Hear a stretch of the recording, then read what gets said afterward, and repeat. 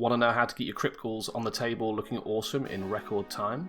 My name is Ollie, you're watching Void Space Alpha, and today we're going to be showing you how to paint these suckers in sub 10 minutes.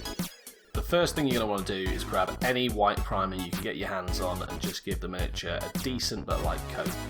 Once that's done and it's fully dry, we're going to give these models a covering of Plaugebearer flesh in all of the flesh areas. Pay particular attention to the little skin joins, skin tags, skin folds at the top of the spine where they have like little bones going through them and stuff, because you don't really want to get it on the bones for the next step. You're going to leave that white, so a little bit of attention to detail there, but otherwise be as messy and as rough as you want. If you want them darker, put more on. If you want them a bit lighter, water it down a bit.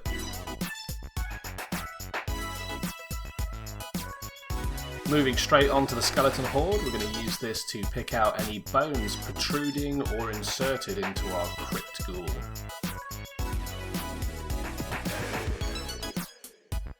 And now we move on to our Macrage Blue, but you can substitute this for any colour. Macrage Blue just happens to be the colour of the faction of undead that I do.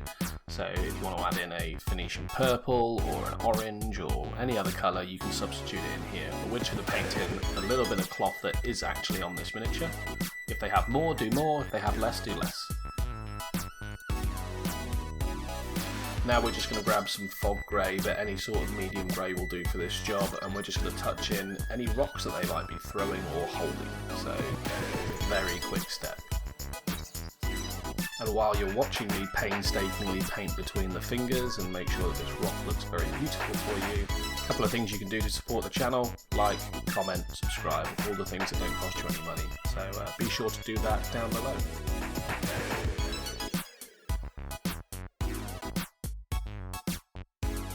Then we're going to grab our Rackar flesh for the first time in this painting tutorial. That's a hint, you'll need it again. And we're going to touch in any sort of cloth wraps or anything they have. This model just has one on the leg, so we're just going to gently touch that in. Then for this miniature, he's going to be on a kind of muddy, snowy base, so we're going to grab our Stirland Mud and give a sort of generous layer across the entirety of the base, waiting for it to dry entirely. Then we're going to pop open our Rackar flesh again. We're going to work it into a dry brush, getting most of the paint off, so it's just leaving a little bit behind as you drag it across the base. And we're just going to do a dry brush highlight of this base, picking out all the little raised folds and details and grit, etc. And once that's all done, you'll have a base that looks something like this, where the dry brush has just highlighted all of those areas. Moving swiftly on to our wash stage, and it's a very simple wash stage because we're going to wash the base and the model all over in Agrax Earthshade, making sure that it doesn't pool in too many areas. It's just a nice deep recessed shade. It's going to cover the entirety of the miniature, including any and all of the contrast paints that you've used.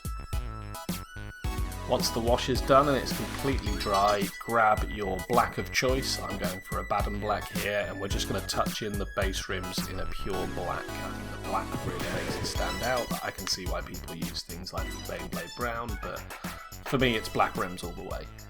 Once that's dry, give it another coat if you need to, and give the whole model a matte varnish.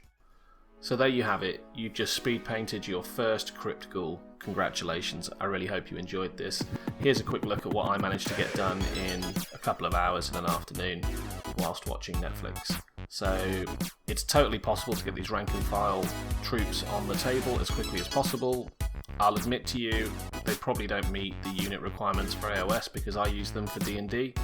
But whatever you use them for, I hope you enjoyed them. If you've enjoyed the video this far, be sure to drop a like, comment, subscribe, do all that good stuff. Tell me what you'd change, tell me what you'd add, tell me what you'd simplify.